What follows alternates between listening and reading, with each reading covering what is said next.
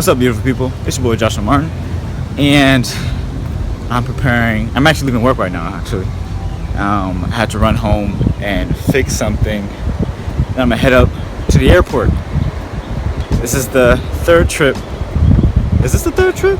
No, this is the second trip of my Ford trip, Escavade, if you want to say. Heading up to Pennsylvania. Yeah, let's do this. So, growing up, before I realized I wanted to be a photographer, I had this dream about just traveling. And when photography was introduced to me in my life, Nat Geo was like the pinnacle of perfection as a photographer. You had to become a Nat Geo photographer to be able to travel, to see the world. That would be the ultimate goal, right? And I made it my mission, my personal mission, to travel as much as possible, no matter what. So back in high school, I was on the flag football team, and this team, we were good. I'm pretty good as a wide receiver and all. But there's one particular play, we were going against this team of all grown men. I swear most of them had to have been like ex-NFL players.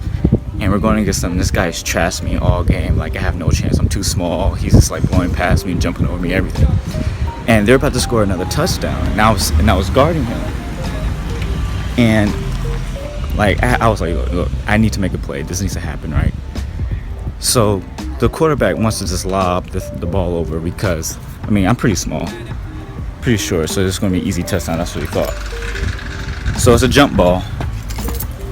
And I make a play. I managed to slip my hand right under his hand to knock the ball out, right? Perfect. I was so hyped. But at the same time,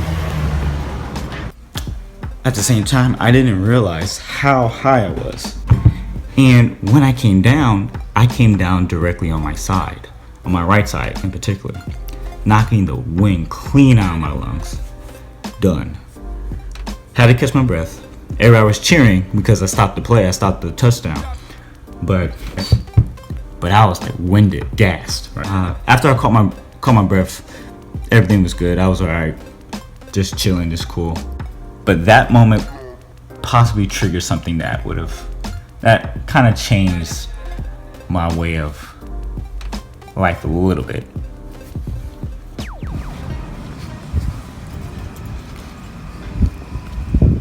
Forgot my headphones. It was like a month almost later, I was taking my religion final. It's 8 o'clock in the morning, going there.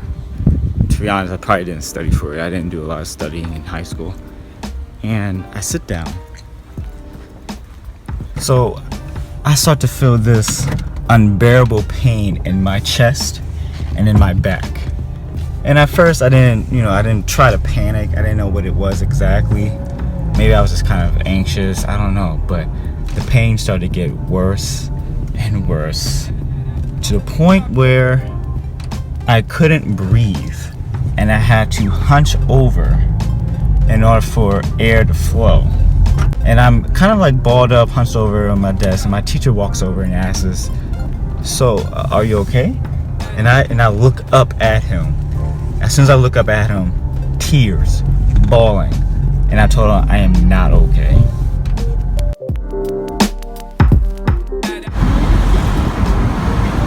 Oh, traffic, you never failed me. I'm a singer. Yeah, wow, that was about to be an accident. That was dumb. That was really dumb. What are you doing, car? Anyway, so, Drake. Yeah, I'm so distracted right now. The pain was unbearable. So the teacher tells me to go to the nurse's office. And man, at this point, I'm starting to panic a little bit because I cannot breathe. So imagine, this is supposed to be you standing straight up, right? This is me. That's how far over I was trying to catch my breath. And so I'm walking to the nurse's office across the parking lot because we were having the test in another building. Walk over, get over there, and I'm I can't breathe. And so the nurse is like, okay, sit down, try to catch your breath. Can you sit up straight? I can't even sit up straight. It hurt to sit up straight. My breaths were getting more shallow. She was just telling me to calm down. And to give you some background, this school is really small. So the nurse, the nurse knew me since I was little. And so she calls my mom. And so she calls my mom gets there like literally like in 2 minutes. Because I mean, I'm her only son, so she's gonna come, right? She gets there, I calm down a little bit, but I cannot expand my chest. I'm like literally hitting every single red light. So annoying.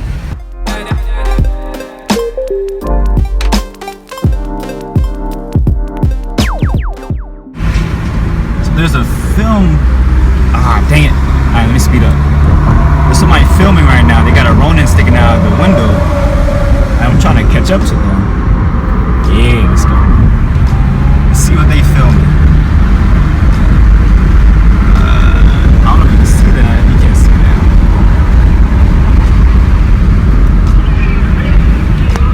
See that? That's cool.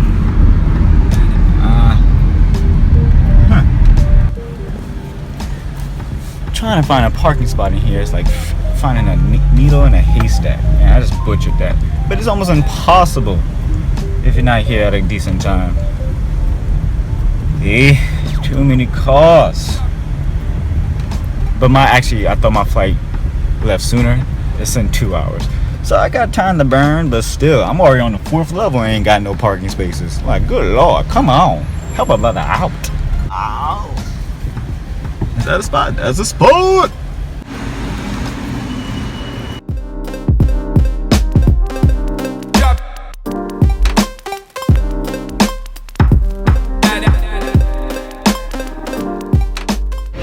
Well, again, I guess security's getting better here. I got through in less than 2 minutes. So I get to the hospital, my dad comes, and they quickly diagnose me, get me in there. After the diagnostic, they told me that I had a collapsed lung. 20% of my right lung had collapsed. I'm like, only 20%? Jeez, I felt like I was gonna die. I can't imagine the whole thing being collapsed.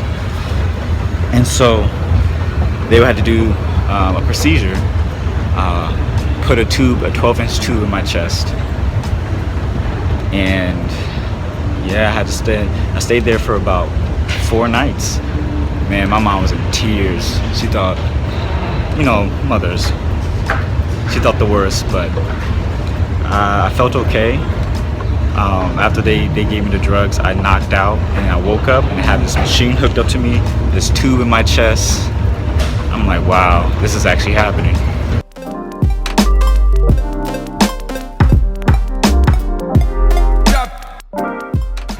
So I had a bunch of people come visit me, friends, family.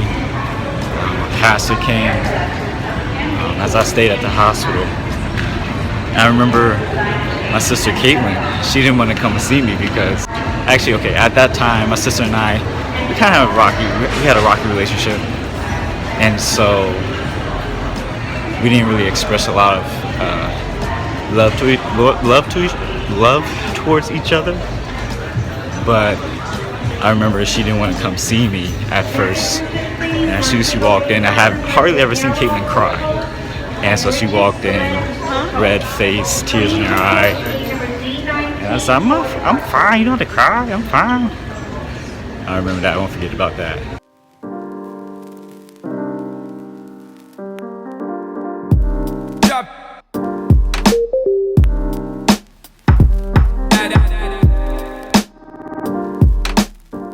This is like deja vu all over again. I was literally here less than 5 days ago. That shot was the same shot I shot last time, but I just really like that composition. It's probably the last time I do it though, but it's a really nice composition. Oh, you go ahead. Go right ahead, yep.